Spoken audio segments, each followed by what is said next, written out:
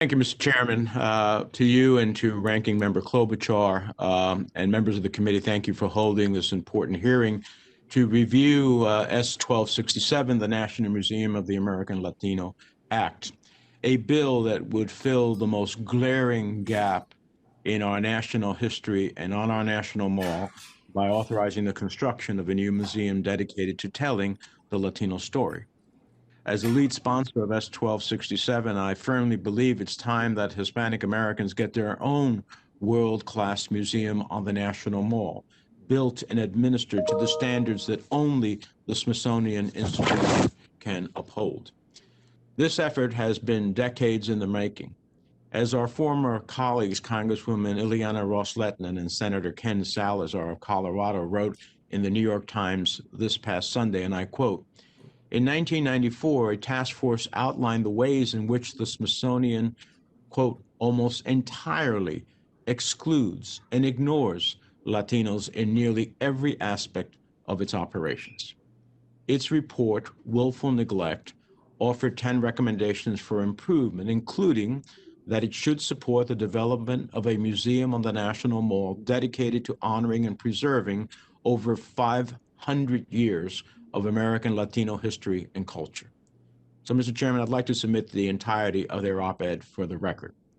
Without objection. Thank you. This is not a partisan issue. There is strong support from both sides of the aisle, as Senator Cornyn suggested, to establish a museum devoted to Hispanic American history. Our bill, S 1267, has nearly unanimous support from Senate Democrats and 6 Republican co-sponsors, an accomplishment that seems barely achievable in today's hyper-partisan environment.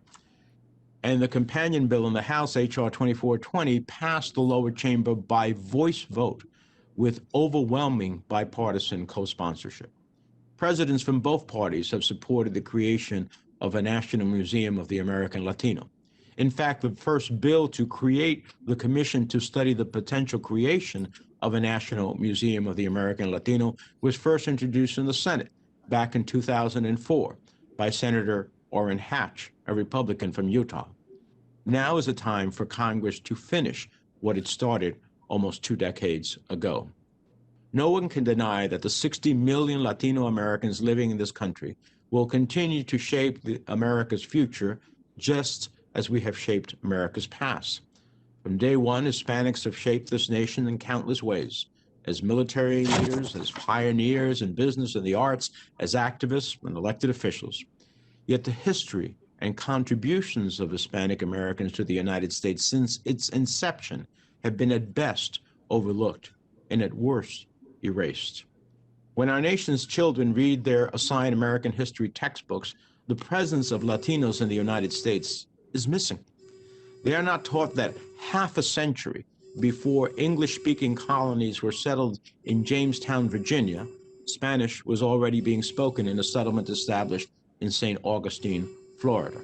Or that Bernardo de Galvez, a Spanish colonel of the Louisiana Regiment in New Orleans, thwarted every British advance in the area, helping the army of General George Washington win the American Revolutionary War. Neither are our children taught that the origins of Latino presence in the United States have little to do with economic migration, as many believe, and more to do with the American expansion which integrated Hispanic occupied territories. These are but a fraction of the numerous examples of galleries and exhibitions a Smithsonian National Museum for the American Latino could house for millions of visitors all over the world to learn about. And if there's anything this recent election has taught us, it's that both Democrats and Republicans have lots to learn about who the Latinos and Latinas living in this country are. We're not a monolithic community. Some of us have ancestors who lived on the American soil before there was an America. Some of us have immigrated into the United States from many of 20 different countries around the Western Hemisphere, seeking the promise of opportunity. We all have unique cultural identities that make us different, and yet all of us living in the United States share a common bond, the continuous drive to make this country the best version of itself it can be. That's the story that only the Smithsonian Institution can tell, that the history the National Museum for the American Latino will bring to life. It will inspire families, tourists, students, and people from all backgrounds to celebrate the diverse threads that bind the United States of America together as one nation. Representation matters when it comes to our history. Imagine what it would mean to Latino children coming to visit our nation's capital and seeing their ancestors' contributions to our country. What would it mean for children of different ethnic backgrounds to learn about the history of the people that look like their neighbors and their friends at school? These are the building blocks of acceptance and inclusion. It's hard to believe that a month and a half from 2021, a museum devoted to Latino history does not already exist in the nation's capital. And today, I'm sure some may argue that now is not the time to build new museums, that the Smithsonian has a maintenance backlog in the millions of dollars in order to bring every other older museum up to standards, and that we must first address that backlog before beginning to discuss a new museum. But we've heard that excuse before. And I'm sure Secretary Bunch heard that excuse many times before turning the dream of the Smithsonian National Museum of African American History into a reality. We also must not forget that S 1267 has a 50-50 public and private cost-sharing model. Pass the bill now and dare us to harness the economic power of Latinos and Latinas in the United States, and I guarantee you that our community will meet the challenge. It's long past time for Congress to pass legislation to authorize the construction of this museum, to celebrate the indelible history and contributions of Latino Americans to make America great. I thank the committee for discussions the importance of the bill, and I sincerely hope you'll move forward to passage so that finally make this dream a reality. Thank you, Mr. Chairman.